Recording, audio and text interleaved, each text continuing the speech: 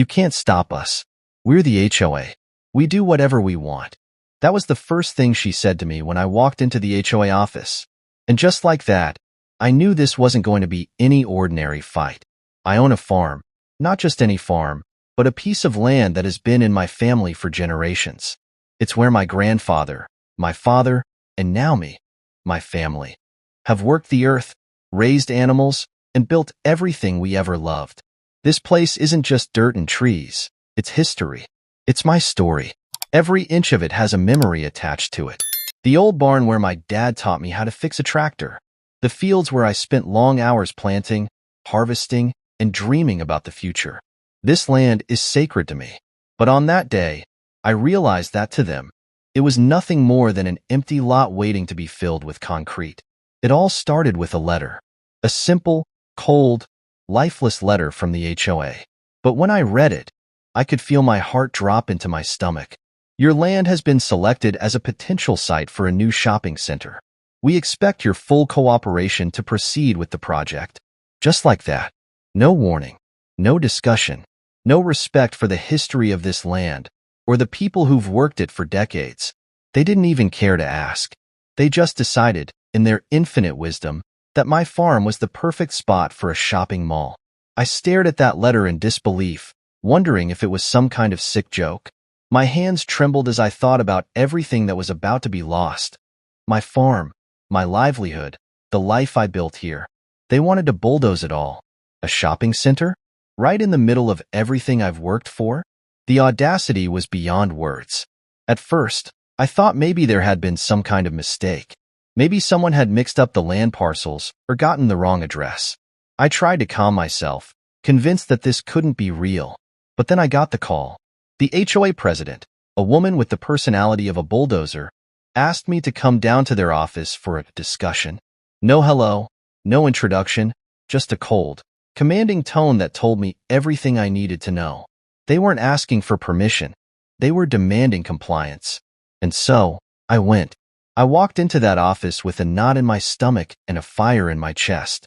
I was ready to face them head-on.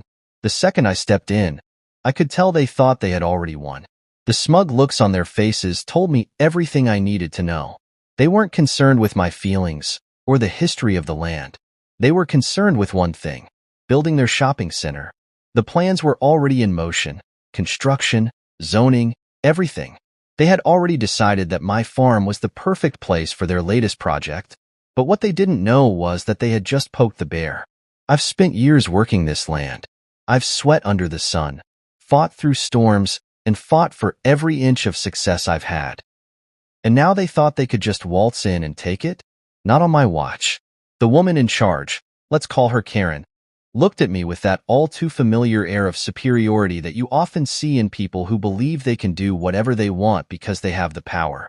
She didn't bother to ask me how I felt about it. She didn't care. She just started rattling off their plans, talking about parking lots, construction, and how the shopping center would benefit the community. I didn't hear a word she said. All I could think was, they're going to destroy everything. And then, like a punch in the gut, she said, you need to sign off on this project so we can get started. We expect full cooperation. It was like a slap to the face. They weren't even pretending to be civil. This wasn't a request, it was a demand. They wanted me to hand over my land, my history, my future. I took a deep breath, holding back the anger that was rising in my chest. No, I said, my voice calm but firm. Karen looked at me like I was crazy. What do you mean, no? This is happening whether you like it or not. I felt my blood boil, but I kept my cool. I wasn't about to back down now. I'm not signing anything. This is my land, and no one is going to take it from me. Not for a shopping center, not for anything. For a moment, there was silence. Karen's face turned red with frustration, her eyes narrowing. You'll regret this, she hissed. We have the power to make your life miserable. You don't want to mess with the HOA. Trust me. That was the moment I realized I was up against more than just a shopping center. I was up against the full force of the HOA and its ability to manipulate, control, and intimidate. But I wasn't afraid. I'd fought harder battles than this, and I wasn't about to let anyone take what was mine. With a final glare, Karen turned on her heel and stormed out of the room, leaving me alone with the weight of the situation. I knew this wasn't over. It was just the beginning. The HOA wanted my land, but they didn't know who they were dealing with. They weren't going to get away with this. Not without a fight. I could feel the tension building inside me as I walked out of that office. Karen's smugness, the way she acted like she had everything under control, it made my blood boil. But more than that, I knew this wasn't just about the shopping center anymore. It was about something bigger. This was a battle for my home, my farm, and my rights. And I wasn't going to let anyone walk over me without making them regret it. I went home that day, but I couldn't shake off the feeling of dread. My mind raced as I thought about what came next. I had no intentions of rolling over for the HOA, but I needed to be smart about this. The first thing I did when I got home was take a long, hard look at my property. It had been in my family for years. I could almost hear my grandfather's voice echoing in my head, reminding me to protect what's ours. He always said, if you don't stand up for your land, no one else will. That's when the plan started to form. The next few days were a blur of phone calls, research, and planning. I spent hours digging into property laws, HOA regulations, and local zoning codes. I learned fast that the HOA could make all the threats they wanted, but they didn't have the power to just take my land. They couldn't seize it because they thought it was a good spot for a shopping mall. There were rules, laws, and procedures, and I was about to use all of them to fight back. I also began reaching out to some of my neighbors. It turns out, I wasn't the only one who was fed up with the HOA's overreach. Some of them were just too scared to speak up, while others had dealt with the HOA's nonsense for years. One of them, an older gentleman who had lived in the area for over 40 years, warned me that once the HOA had their sights set on something, they didn't stop. They'd try everything: threats, manipulation, legal battles, and sometimes even personal attacks. Don't let them bully you, he told me. They think they own everything, but they don't. You've got to stand your ground. So, that's exactly what I decided to do. I wasn't just going to let them walk all over me. I was going to fight back. But fighting the HOA wasn't going to be as easy as just saying no. I needed proof. I needed leverage. I needed to make sure I had all the legal grounds to back me up. I hired a lawyer to make sure everything I did was within the law. I wasn't about to risk anything just because I felt angry. The lawyer I spoke to was a bulldog, a no-nonsense kind of guy who had dealt with HOA disputes before. He explained to me that while the HOA had the power to regulate certain things within their own community, they couldn't just come onto my property and demand that I hand it over for their convenience. Your property is your property, he told me. They can't force you to sell it or give it up just because they think it would be a good place for a mall. With that reassurance, I felt a surge of confidence. But I knew this was going to take time. The HOA wasn't going to give up easily. So, I decided to start with a simple step. I went to the local town hall to get a clear map of my property lines. I needed to make sure I had all the paperwork and documentation to prove that the land in question was mine, and only mine.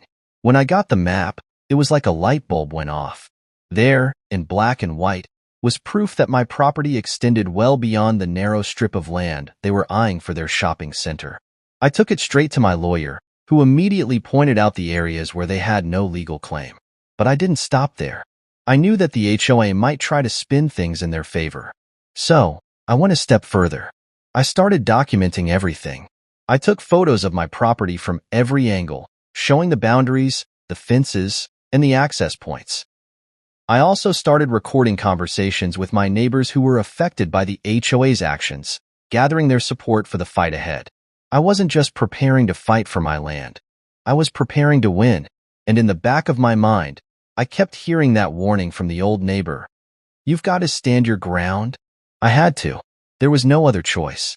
But what I didn't expect was what would happen next. Because while I was preparing to make my case, the HOA had their own plans. They weren't just going to sit back and let me get away with blocking their shiny new shopping center. And the moment I realized that, well, that's when things really started to heat up. It was just the beginning of a fight that would change everything. The first sign that the HOA wasn't backing down came one afternoon when I heard the familiar sound of a car pulling up my driveway.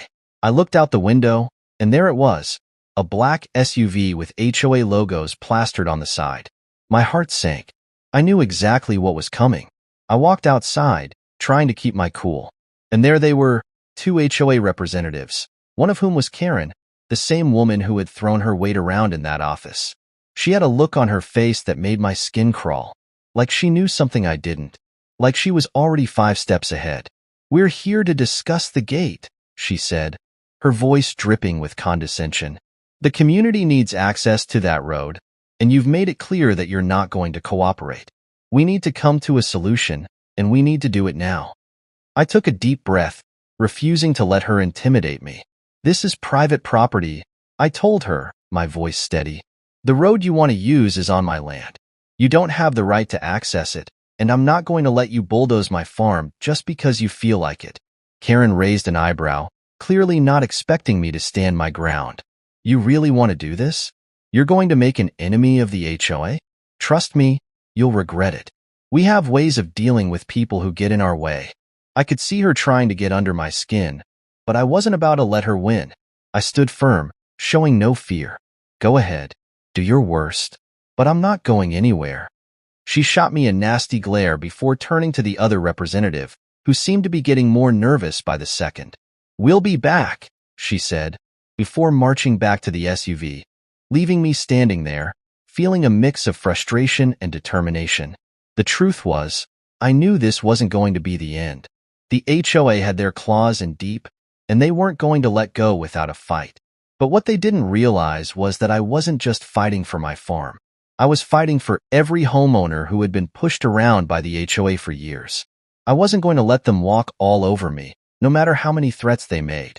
That night, I went over everything I'd gathered so far. The property maps, the photos, the legal advice. I was ready. But I also knew it was time to step things up a notch. I wasn't going to just sit around and wait for them to come back.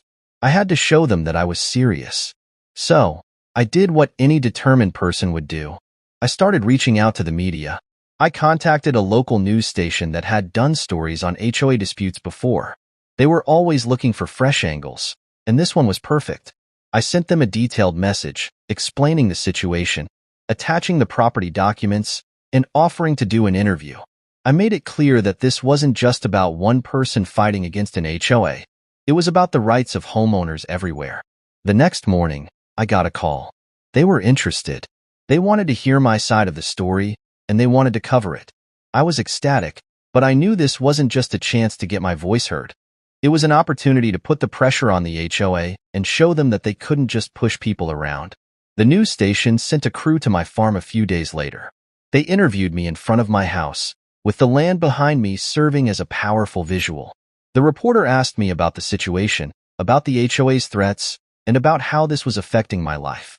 I gave them everything I had, explaining the history of the land, how the HOA was overstepping their bounds, and why this fight was bigger than just me. It was about property rights. It was about the freedom to live without being bullied. After the interview aired, things took a dramatic turn. The response was overwhelming. People from all over the community reached out to me.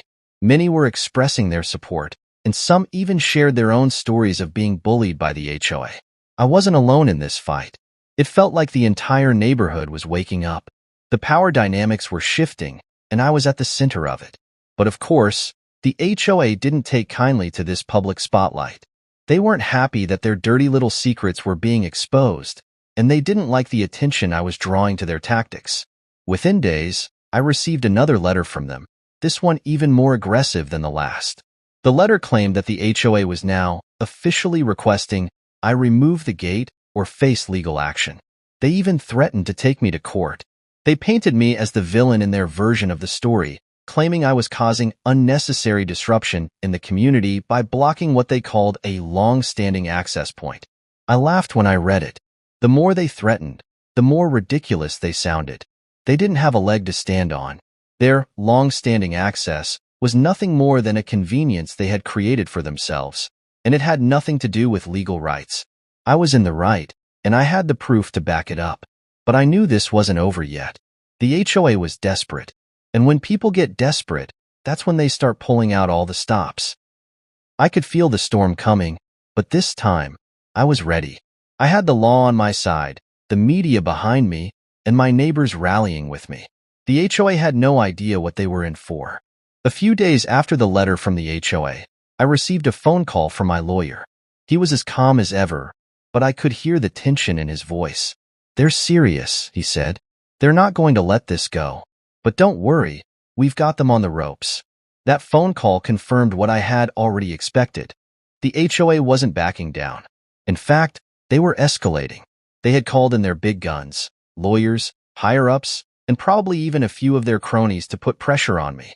But what they didn't know was that I wasn't the kind of person who folds under pressure. My lawyer had reviewed everything. The property maps, the photos, the interviews, and was confident that we could win if it came to court. But I wasn't ready to go to court just yet. I knew the legal battle would take time, and while I was prepared for it, I had a feeling there was a way to end this without it dragging on for months. That's when I got an idea. If the HOA wanted to make this public, I'd take it a step further. I reached out to a few local activists and community groups who had fought against similar abuses of power in the past. These weren't just random people. These were folks who knew how to mobilize and apply pressure. And boy, did they know how to apply pressure. Within a week, the story had exploded. News outlets picked up on the story, and social media lit up with people sharing my plight. It wasn't just my farm at stake anymore.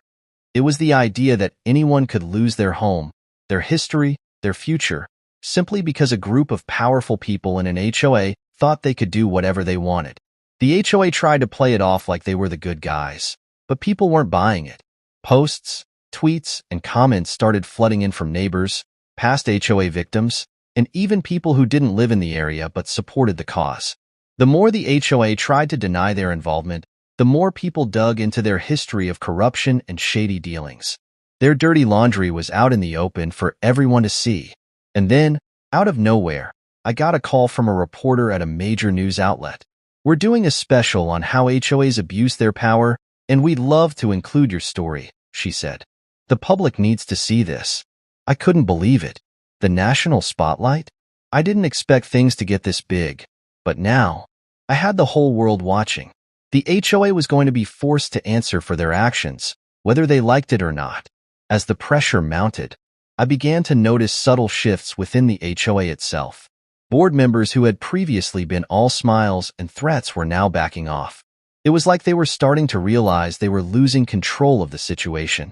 Karen, the woman who had been leading the charge, seemed to get more and more defensive. Her usual confident demeanor was cracking. But that wasn't enough. I wasn't going to just watch them squirm. No, I wanted a resolution. I wanted them to back off completely and admit they were wrong. So, I decided to escalate things further.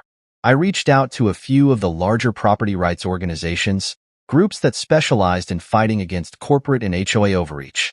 They had the resources to make this a national issue.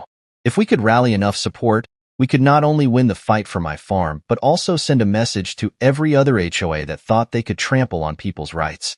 By now, the HOA's phone lines were flooded with calls, their emails were overflowing, and their social media pages were being bombarded by people calling for them to stop trying to take my land. It was chaos for them, and they were losing. They were in full damage control mode, trying to salvage whatever they could of their reputation. But the more they fought, the more they alienated themselves from the community. Then came the final blow. It was a week after the news station ran their national feature on the situation when I got a phone call from the HOA's lawyer. They were offering a settlement. At first, I was skeptical. I'd been burned before by promises and deals that seemed too good to be true. But this was different. This was real. They wanted to avoid a public trial. They were ready to back down. They offered me a settlement that would allow me to keep my land without any further issues. But the best part? They also agreed to drop all claims to the property and issued an apology, acknowledging they had overstepped their boundaries. I couldn't believe it. After everything, after all the threats and the pressure, the HOA had finally caved. The next day, I received the official documents, and I signed them without hesitation. It felt like a huge weight had been lifted from my shoulders. My farm was mine again. No shopping center, no bulldozers, no HOA trying to destroy everything I had worked for. And just like that, it was over. Or so I thought. A few weeks later, I got a call from Karen. Her tone was different now. It wasn't the same smug, entitled voice. No, Now she sounded almost defeated. I just wanted to say, she said, that the HOA has decided to let this go. They've realized they were wrong. I couldn't help but smile. It felt good knowing that all of their attempts to intimidate and bully me had failed. I'd stood my ground, and in the end, I won. The funny thing was, Karen never apologized. But that was okay. The real victory was in knowing that I had done the right thing. I had fought for my farm, for my family's legacy, and for the rights of everyone who had ever been bullied by an HOA. And for the first time in a long time, I could stand on my land, look out over the fields, and know that it was all mine, safe, untouched, and free from anyone who thought they could take it from me. In the months that followed, life slowly returned to normal. The news coverage died down, the public scrutiny faded, and the HOA seemed to retreat into the shadows, likely nursing their bruised ego and wondering how they got beaten by a farm owner who simply refused to back down. But for me, things had changed. I wasn't the same person who had been caught off guard by that first letter. I had learned a lot in that fight, and more importantly, I had gained something I didn't even realize I was missing: confidence. I started receiving messages from people all over the place, people who had followed the story, people who had faced their own HOA struggles, and even some who just admired the fact that I took a stand. Some thanked me for inspiring them to speak out against their own HOA's overreach. Some asked for advice on how to fight back. Some just wanted to know how to stand up for themselves when they felt powerless. It was incredible, really. I hadn't set out to be some kind of symbol or hero for anyone. All I wanted was to protect my farm, my home, my family's legacy. But when the dust settled, I realized that this fight wasn't just about one piece of land. It was about all the people who felt like their voices didn't matter, like they were powerless in the face of authority. I had shown them that you don't have to take it. You can fight back. You can win. Even my neighbors, the ones who were hesitant at first, came around. Some of them stopped by to thank me, telling me how grateful they were that I had stood my ground. Others shared stories of their own struggles with the HOA, and we all realized that we were in this together. The HOA's grip on our community had been loosened, and while I knew that there would still be battles to come, we had all learned a powerful lesson. We weren't alone. And Karen? Well, she disappeared from the scene.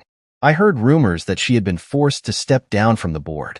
The HOA's leadership had likely realized that their tactics weren't working anymore, and Karen's overzealous attempts to control the neighborhood had made her a liability. I didn't care much for the gossip, but part of me couldn't help but enjoy the irony of it all. The woman who had tried to take everything from me was now watching as the very power she abused slipped away. As for my farm, it was finally safe. I rebuilt the small areas that had been damaged, and soon, it felt like nothing had ever happened. The fields were as beautiful as they had always been. The animals roamed freely, and the sunsets looked just as peaceful as before. But there was a different feeling in the air now, one of triumph. Every time I walked through the land, I felt proud. Proud of what I'd done, proud of what I'd protected, and proud of the message I had sent. It wasn't just about standing up for myself. It was about standing up for anyone who ever felt like their rights were being trampled. Now, when I look out over my farm, I don't just see the crops growing and the animals grazing. I see the strength of my decision to fight back. I see the community that came together because of it. And most importantly, I see the reminder that no one, not even a powerful HOA, has the right to take what's mine without a fight. The best part? I'm still here, and my farm is still mine. No shopping center. No HOA trying to take it away. Just peace. Just freedom. Just me, my family's legacy, and the land that will always be ours. And every time I pass by that gate, the one I fought so hard to keep up, I can't help but smile, knowing that I didn't just protect my farm. I protected something far more important, the right to choose what happens to my land, my future, and my life. Because in the end, it's not just about the land we stand on. It's about the power we have to defend it. I never imagined the quiet life I had worked so hard to build could be shattered in the blink of an eye, especially not by someone like Karen. But that afternoon, when the black SUV screeched to a halt in front of my farm, I knew instantly that things were about to take a turn I couldn't have predicted. It was a regular Sunday. The birds were chirping, the wind was calm, and I was in my backyard. relaxing after a long week of hard work. Everything was peaceful. That is, until the car arrived. The way it skidded into the driveway, kicking up dust in every direction, instantly made me uneasy. But when the door opened and I saw Karen, I knew this wasn't just a friendly neighbor visit. She stepped out of the SUV like she was on a mission, wearing those oversized sunglasses and a face that screamed entitlement. If there was anyone in this town who thought they could get away with anything, it was her. She was the new HOA board member, and she had a look on her face that told me this wasn't going to be a friendly chat. I froze for a second. She wasn't the kind of person you ignored. Slowly, I walked toward her, trying to brace myself for whatever was coming. "You must be the new guy, right?" she said, her voice dripping with a tone I immediately found condescending. "I'm Karen, with the HOA. We need to talk." I forced a smile, but my heart was already racing. HOA. The last thing I wanted was to get involved with them, especially with someone like her. "What's this about?" I asked, my voice sounding calmer than I felt. "Oh, it's about something very important," she said, eyes scanning the property like she was already imagining changes. "You see, this land, this farm of yours, well, we've decided it's time for a little community improvement." I couldn't even hide my confusion. Community improvement? What does that mean? Her smirk grew, as though she were enjoying every second of this conversation. "The HOA has decided that this land, your land, would be much better used for community purposes. We're thinking of converting it into a shared park for the neighborhood, maybe even a place for kids to play. And of course, the HOA will be overseeing it. You won't have to worry about a thing." At first, I thought she was joking. There was no way in hell the HOA was going to take my property and turn it into a park for their little community. But the look on her face told me she was dead serious. "No, I don't think you understand," I said, trying to keep my cool, though the anger was building inside me. "This is my land. I've worked for years to build this farm and make it a place that I can be proud of. You can't just waltz in here and claim it." She didn't even flinch. "Oh, I understand perfectly. The HOA voted, and we've decided. The land is being taken for the greater good of the neighborhood. You'll be compensated, of course. We can even help you relocate. But this land will no longer be yours." I felt like I had been punched in the stomach. Compensated? For my land? The land I had poured my sweat, blood, and tears into? This wasn't just about a piece of property. This was about everything I had worked for. I took a step closer, my voice trembling with barely contained fury. "You're telling me you're going to take my farm, my hard-earned land, and turn it into a park for everyone else?" "That's exactly what I'm telling you," she said, completely unfazed. "You'll get your payout, don't worry. But this is happening. You don't have a choice. The HOA has already made its decision." The audacity, the nerve. My hands clenched into fists, but I forced myself to take a breath. This was war. She had no idea who she was messing with. "No," I said, my voice steady, but my resolve unwavering. "I'm not going anywhere. This land is mine. You don't get to just come in and take it because you think you can." Karen's smile never faded. "Well, if you don't want to cooperate, we'll just have to go through the legal process. It'll be a shame, really, but we'll get what we want, one way or another." I watched as Karen turned her back on me, walking back to her SUV with that same smug look on her face. She didn't seem to care that I was absolutely furious. To her, this was just business. To me, it was my home.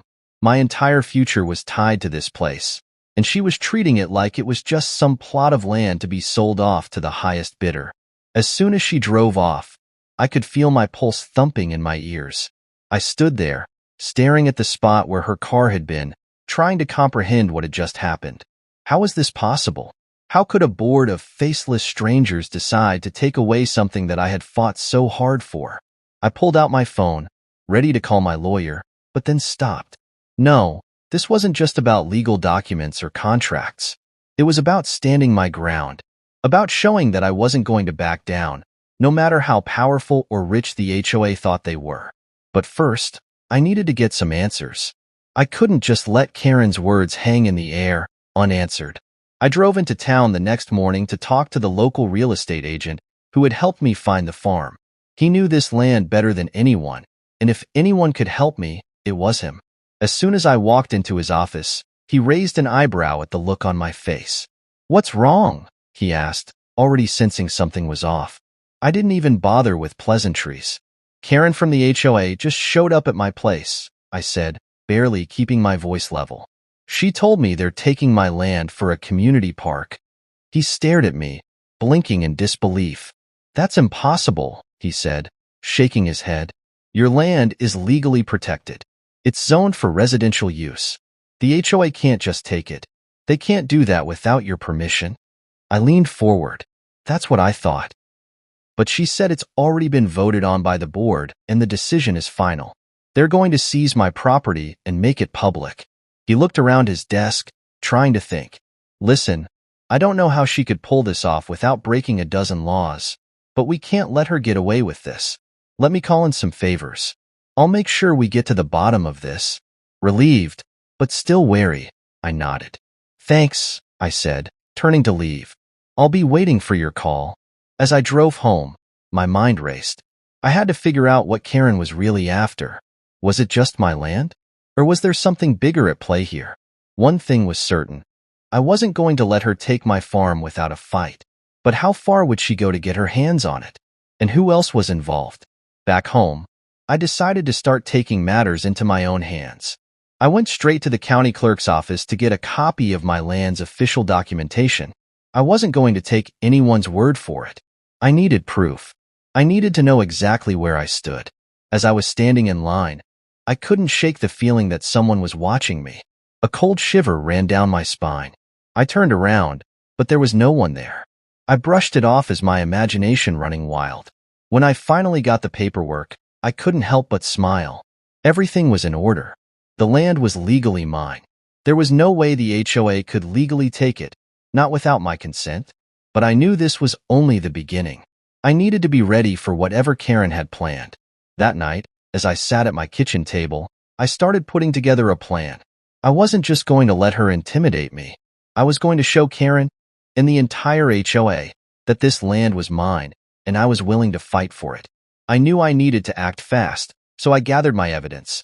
The land's documentation, a list of all the improvements I'd made, and a record of the money I'd spent on the farm over the years. I made copies, then dropped them off at the local news station. I wasn't sure if the media would take an interest, but I knew I needed all the support I could get. The next morning, as I went about my day, I kept my phone close, waiting for that call from the real estate agent. I had a feeling things were about to escalate, and I wasn't wrong to be by the time the afternoon rolled around. I was starting to feel the weight of everything piling on top of me. My phone buzzed in my pocket, snapping me out of my thoughts. I glanced at the screen. It was Paul, the real estate agent. I answered quickly. "What's the news?" "Good news, but also bad," Paul said, his voice tense. "I've been digging around. I talked to a couple of people in the legal community, and it turns out Karen's move isn't as simple as she's making it out to be. But the bad news is, she's already starting to get the ball rolling. The HOA is serious about this. They've already sent letters to the bank, and they're trying to pressure your mortgage lender into signing off on the change." My stomach dropped. Wait, they're contacting the bank? Yeah. If they can get the bank to approve this, it might make things a lot harder for you. It's going to take a lot of work to stop it, but I think we can fight it. I felt a surge of anger. Karen wasn't just messing with my farm. She was playing dirty. She was trying to infiltrate every part of my life to make this happen, and I had to stop it before it was too late. "What's the next step?" I asked, already making plans in my mind. "First, you need to be prepared," Paul said. "You're going to need to get legal representation fast, someone who specializes in property law. I'll reach out to a colleague of mine, someone I trust, who can help. In the meantime, make sure to keep all the documentation on hand. Anything she sends, anything from the HOA, keep it in a file. You'll need it." I nodded, feeling a new sense of determination. "I'll get that. Thanks, Paul. Let me know as soon as you hear anything." Before I hung up, Paul added, "Just one more thing. Don't confront Karen again on your own. The last thing you want is for this to escalate into something physical. She's already got the law on her side for now. Play it smart. I took a deep breath. The thought of letting Karen get away with this was unbearable, but Paul was right. I couldn't let my emotions get the best of me. I had to be strategic. This wasn't just about me. It was about proving that no one could just take what wasn't theirs. I spent the next few hours digging into the legal details. I contacted a lawyer who specialized in property disputes, sent over the documents I had, and explained the situation. The lawyer was confident that with the right legal strategy, we could block Karen's move. But it wasn't going to be easy. We'd have to act quickly. That night, I stayed up late, making notes, sending emails, and researching everything I could about property law. I had no idea how Karen had convinced the HOA to get involved, but I was going to find out. This wasn't over. The next morning, I woke up to a call from the local news station.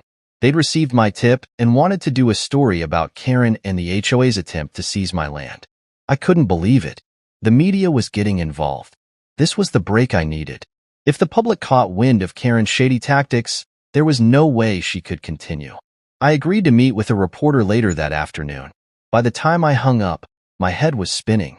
The thought of the entire town knowing about this made me uneasy, but I knew it was the right move. The more pressure we put on Karen and the HOA, the less likely they were to follow through.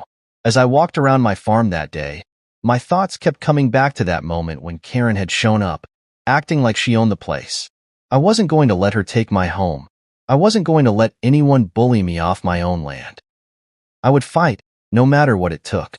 But just as I was about to head inside, I heard a familiar sound in the distance. It was the unmistakable sound of a helicopter. I looked up and saw it.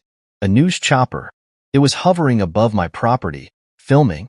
I had no idea how they had found out, but it didn't matter. The media was already on it. They were already making Karen and the HOA the villain.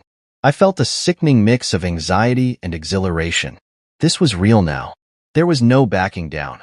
The next few days were a blur of phone calls, legal meetings, and media attention. The helicopter had been just the beginning. By the time the story aired on the evening news, Karen and the HOA were being painted as the villains in a tale of greed and corruption. The whole town seemed to be buzzing with the news.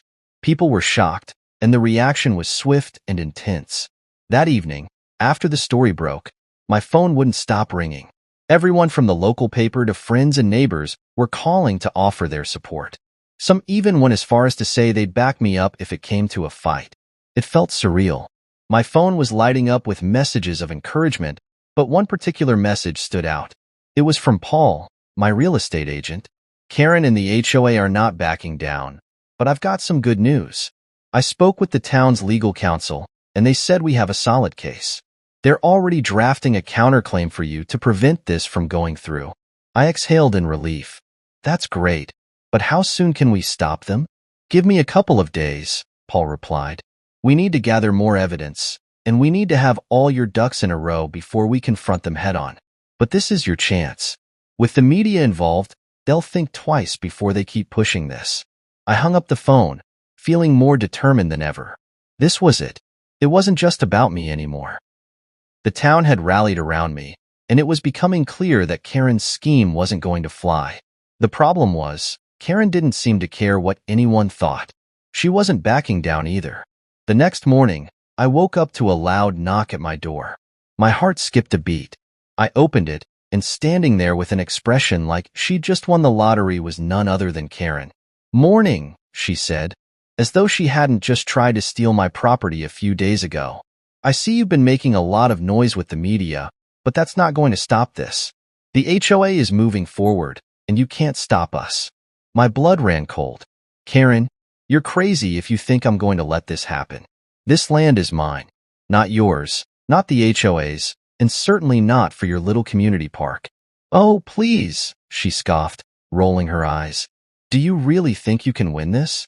You're already in over your head. The HOA has power, and the law is on our side." "I don't think you understand," I shot back, stepping closer. "The law is on my side. You don't just waltz in here, play bully, and think you can take what's mine." She leaned in, getting dangerously close. "I'm not playing, you fool. I've got everything in motion. You can't stop it, and soon enough, you'll be forced to leave. The community wants this. You're just a bump in the road." Her words stung. but I wasn't backing down. I wasn't going to let her intimidate me, not now. You want to fight? You've got one. With that, I slammed the door in her face, the anger boiling up inside me. How dare she? She had no idea who she was messing with. The town might have been behind me, but this woman wasn't going to stop until she got what she wanted. I grabbed the stack of documents that I had been preparing and called my lawyer. We need to move faster, I told him. Karen won't stop. I need to file that counterclaim ASAP. After a long conversation, we both agreed to escalate things. It was time to put the pressure on Karen and the HOA.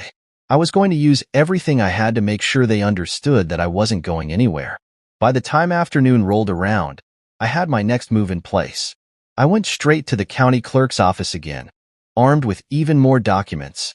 It was time to gather more evidence. I wasn't just going to fight this in the courtroom. I was going to hit them where it hurt, in the court of public opinion. The following days felt like a whirlwind. With everything I had, legal paperwork, media coverage, and the support of the community, I was finally ready to take the fight to the HOA. Karen thought she could bully me out of my farm, but she hadn't anticipated just how far I would go to protect it. That evening, I got a call from Paul. It's time. The HOA wants to meet with you tomorrow morning. They've agreed to listen to your side. I think they're finally realizing this isn't going to be as easy as they thought. I felt a surge of adrenaline. This was it. The moment I had been working toward. I'll be there. Tell them I'm bringing my lawyer. The next morning, I put on my best suit, ready for the battle that was about to unfold. I wasn't just representing myself anymore. I was representing every small property owner in town who had ever been bullied by a powerful HOA. I wasn't going to let Karen and her cronies get away with this. When I arrived at the HOA office, the atmosphere was tense. Karen was already there, sitting smugly behind a desk with a couple of other board members. They looked at me as if I were an inconvenience, but I didn't care. I had everything I needed. We sat down, and the tension in the room was palpable. Karen wasted no time. I hope you've come to your senses, she said with a sickening smile. You can still walk away from this with a decent payout. Just accept the offer, and this will all be over. I leaned forward, looking her dead in the eye. I'm not interested in a payout. I'm not interested in selling. This is my land, and I'm not going anywhere. You'll never get your park, and you'll never get my property. The board members looked at each other, clearly uncomfortable. They hadn't expected such a strong response from me. But Karen wasn't done. This is bigger than you, she spat. We've got the law on our side. The votes have been cast. The decision is final. There's nothing you can do. I didn't flinch. I think you'll find out just how wrong you are. I nodded to my lawyer, who placed a stack of documents on the table. I've got evidence that the HOA's actions are illegal. The paperwork that was filed, the votes that were cast, all of it is questionable. I've already contacted the media, and this will be on the front page of tomorrow's paper. If you want a battle, we can have one, but you'll lose. The room fell silent. The weight of what I had just said hung in the air. Karen's confident expression began to crack. She shifted in her seat, clearly rattled. The lawyer from the HOA spoke up, trying to regain control. We're not sure what you're implying here, but it's clear that this could turn into a public relations nightmare for us. The town is already watching closely. Exactly, I said, feeling the upper hand. You've made this a public issue, and now you'll have to face the consequences. But it doesn't have to go any further. If you want this to end without escalating, you'll have to back off. Withdraw your claim, apologize, and let me keep what's mine. Karen's face turned bright red as she sat there, unable to respond. Her entire plan was falling apart right in front of her. She had tried to push me around, thinking she could take everything I worked for. But I wasn't the kind of person to let that happen.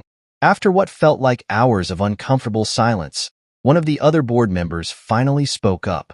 We've considered the public backlash, and it's clear we're in the wrong. We'll rescind the proposal and withdraw any further attempts to seize your property. I felt my chest tighten in relief, but I didn't show it. I had won.